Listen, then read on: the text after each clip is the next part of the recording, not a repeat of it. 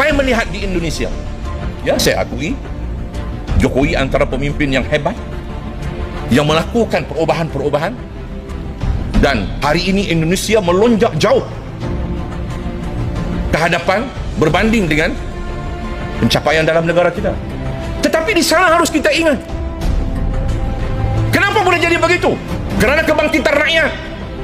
Rakyat bangkit menghukum pemimpin-pemimpin yang belot, yang khianat. Rakyat bangkit menolak kleptokrat dalam negara mereka. Rakyat bangkit menolak perompak-perompak dalam negara mereka. Akhirnya dia melahirkan pemimpin-pemimpin yang takut kepada kedaulatan kuasa rakyat. Utang luar negeri Indonesia turun drastis. Oposisi sembunyi, gak mau komentar. Biasanya teriak-teriak soal utang, dan utang. Pemerintah pun dianggap sebagai raja hutang. Bahkan partai mantan yang kadernya suka main kasar pun sering menyindir tentang hal ini, memamerkan utang yang sedikit dan ekonomi yang meroket di zaman sang mantan. Padahal semua orang juga tahu, hutang di zaman sang mantan selain untuk dibagi-bagi dan dikorupsi oleh para kader sang mantan, juga tidak berimbas apa-apa buat kemakmuran rakyat, kecuali kemakmuran para kader dan kroni dari sang mantan. Utang luar negeri pun jadi bancaan rame-rame. Hal ini sangat berbeda dengan utang di era Presiden Jokowi yang semuanya untuk dan demi kemakmuran rakyat.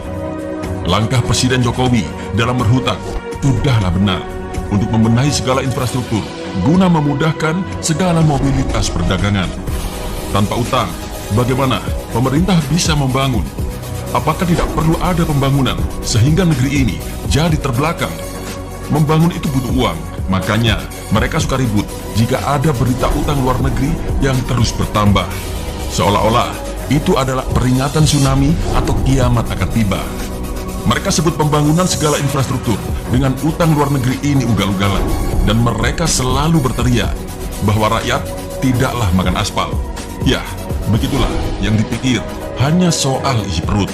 www.bi.go.id yang mengabarkan bahwa posisi utang luar negeri Indonesia pada akhir Mei 2022 turun secara drastis dan tercatat sebesar 406,3 miliar US dollar Amerika. Angka tersebut turun dibandingkan dengan posisi utang luar negeri Indonesia, yaitu pada bulan sebelumnya yang sebesar 410,1 miliar US dollar Amerika. Kepala Departemen Komunikasi Bank Indonesia atau BI, Erwin Haryono mengatakan, perkembangan tersebut disebabkan oleh penurunan posisi utang luar negeri Indonesia dalam sektor publik, yakni pemerintah dan bank sentral maupun sektor swasta. Secara tahunan, utang luar negeri Indonesia pada Mei 2022 terkontraksi 2,6% secara tahunan, lebih dalam dibandingkan dengan kontraksi bulan sebelumnya yang sebesar 2% secara tahunan. Jelas Erwin dalam siaran pers pada Jumat 15 Juli 2022. Ia pun merincikan posisi utang luar negeri Indonesia pada Mei 2022 tercatat sebesar 182,2 miliar US dollar Amerika. Realisasi tersebut turun dibandingkan dengan posisi utang luar negeri pemerintah pada bulan-bulan sebelumnya, yaitu yang sebesar 190,5 miliar US dollar Amerika. Hutang luar negeri RI yang berangsur-angsur turun tersebut terjadi baik dari utang pemerintah maupun utang-utang swasta. Utang pemerintah tercatat mengalami penurunan 3 bulan secara beruntun menjadi sekitar 188,2 miliar US dollar Amerika. Sama dengan bulan-bulan sebelumnya, pemerintah di bawah pimpinan Presiden Jokowi kembali membayar surat berharga negara atau SBN yang jatuh tempo.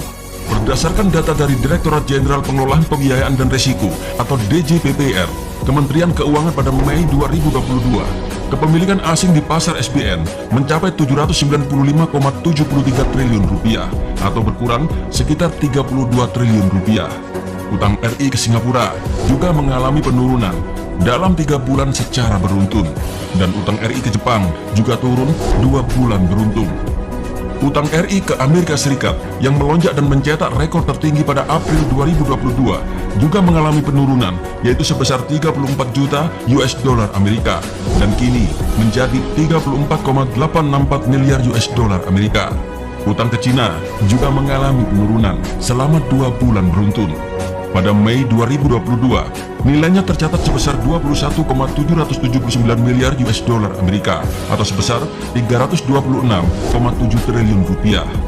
Dan dari total utang Indonesia ke Cina, utang pemerintah hanya 1,58 miliar US dollar Amerika, sementara utang swasta 20,19 miliar US dollar Amerika.